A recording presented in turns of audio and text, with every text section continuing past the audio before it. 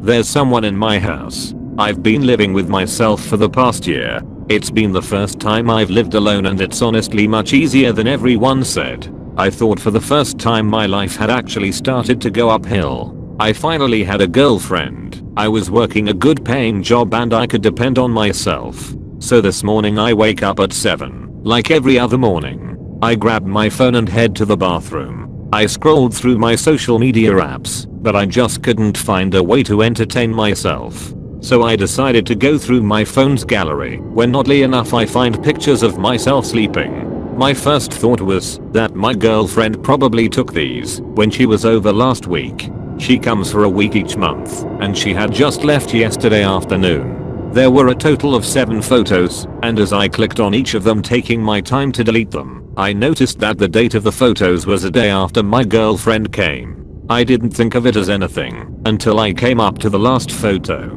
It was taken 15 minutes ago today. Windigo. I hated staying with my aunt over the summer. I love her because she's fun and whimsical, but anytime you stay at her house she gets all rules are made to be followed, and I have to deal with getting lectured about that by a woman who once ate a bag of carrots then drank the ranch dressing that came with it. I don't get it, but hey, her house, I'll do what she wants, no matter how stupid. Most of the rules I could understand, like use a coaster or clean up the living space when you make a mess, but some I just didn't understand. Why can't I keep my window open at night? Why do I have to shut the blinds? And why shouldn't I answer the door after dark? My aunt told me about 3 years ago, when I turned 14, that she had some issues with wild animals coming into the open windows, and that a old friend of hers liked to try and do scary things to her, so she likes to play it safe. I started to understand after that, but I figured what the harm of leaving the window cracked a few inches. It's been years since anything happened, so I doubt it's going to happen after one night. I realized that as the shadow creeped along the wall next to me, that my aunt wasn't worried about her old friend or the animals. She was worried about something much worse.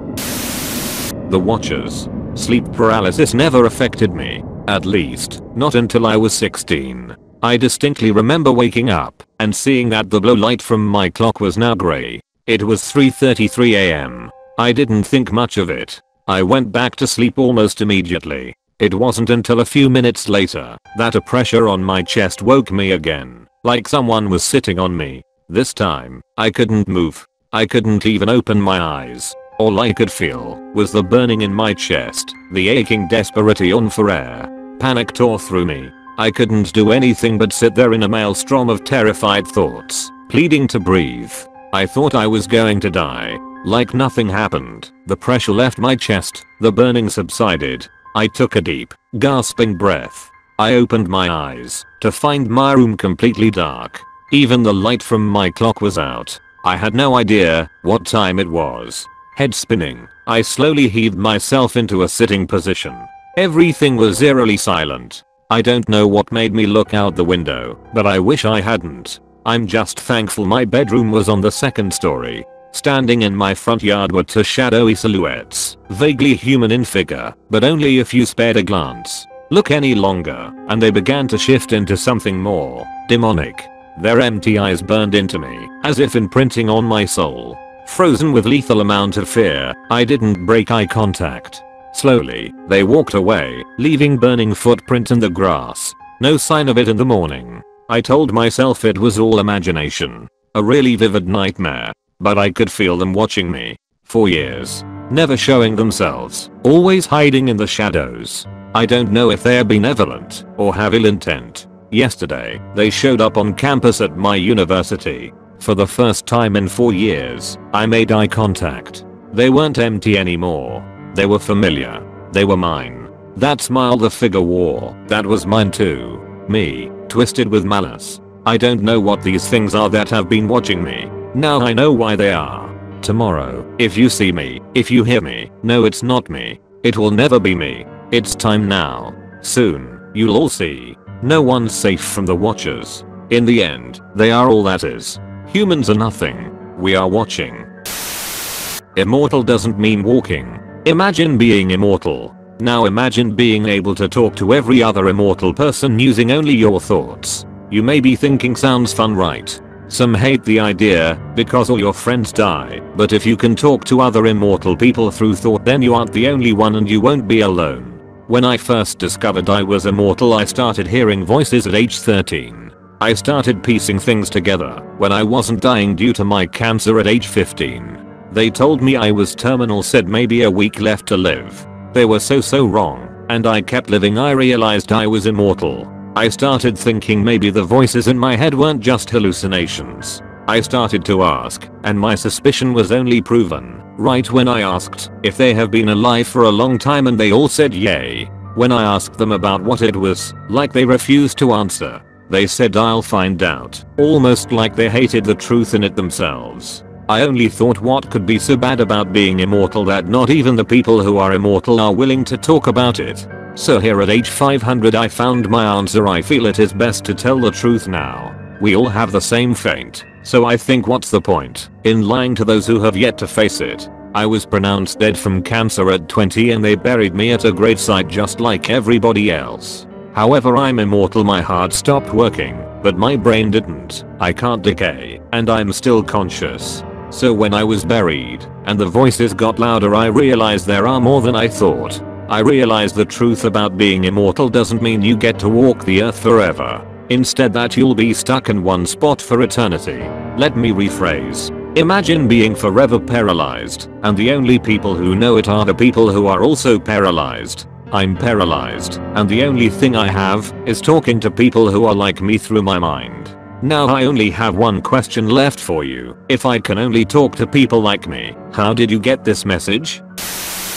Detached shadows. Shadows are always around you, whether it's day or night. Whether you're outside or inside, they follow you and mimic you. Sometimes they appear elongated, and other times they appear normal. We've become numb to our shadows. We don't even acknowledge them. Science has proven that shadows are really just places where light doesn't make it.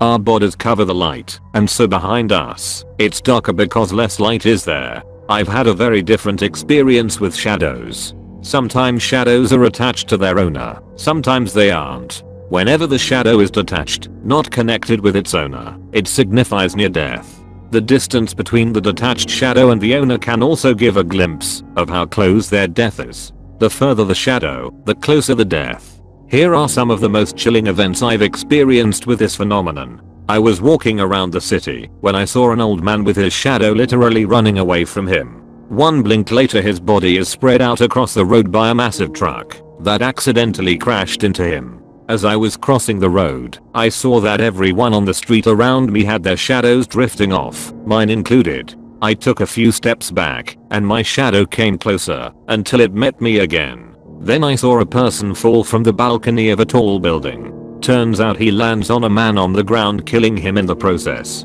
The people crossing the road stop, obviously shocked, and a bus runs over them. A whole group of people wiped out. Another time a man was doing repairs in my home. He held his long flashlight in his mouth as he fumbled with the wires trying to fix my RGB lights. He slipped off the step ladder and landed on his face. The torch ruptured his skull and he faced an awful death. So as you can see, the detached shadow doesn't mean you can't avoid the death, it's just a warning signal. I've used it countless times to prevent my own death. You may be wondering why I'm typing this out or why I'm telling this now. It's because for the last few days, everywhere I go, everyone's shadows are drifting away from them. Literally every single person in every place I've went. I don't think there is a next week. The cave. As a child, myself and my cousins used to spend every summer at my grandparents' house. They lived on a large farm in rural Appalachia. Once our chores were done for the day, we were allowed to roam around on the property. We could go anywhere we wanted on their property with the exception of one area. Down by the southern edge of the creek there was an opening to a large cave system. Grandpa told us that we were never to go there. He never would tell us why, only that we couldn't go there. For the most part we obeyed. A few times we would get close enough to throw rocks at the mouth of the cave. We never saw anything, except one time Jard claimed that he saw a man with no face standing just inside the cave. We teased him about it the rest of the summer. 25 years later, and my grandparents have passed on. My father is getting older and doesn't want to work the farm anymore, so he's entrusting it to me. The first couple months went by pretty smoothly. I was very busy repairing and fixing things around the farm. But a couple of days ago I remembered the cave in the story my cousin Jard still swears happened. So I grabbed up my rifle and headed to the cave, just to alleviate my curiosity. At first nothing was there, just an empty cave. I had turned and started to leave when I heard something. I turned back around and there in the cave stood my grandparents. Just as I remembered them, they were even wearing their favorite outfits. I was certain it was them, but neither one of them had a face. I tried to scream but nothing would come out. Everything went dim at that moment. I guess I blacked out. When I woke up I was deep inside the cave. The cavern was lit with low smoldering torches along the walls. I found myself in a sitting position with my hands bound behind me. Water was dripping on my head. The things that resembled my faceless grandparents were standing together at the entrance of the large cavernous room. They stood very still and seemed to be staring at me, though of course I couldn't tell. And then I heard it. Something large was approaching from even deeper in the cave. Each footstep seemed to reverberate up through the ground. And then it was there, standing in front of me. Its bottom half was like that of a goat, the top half like a human. It stood over 8 feet tall and had horns coming out of its head. And it had no face. It stood over me, cupping my head in its large hands and searching every inch of my face with its fingers. Yes, it growled at me, "You will make a fine addition."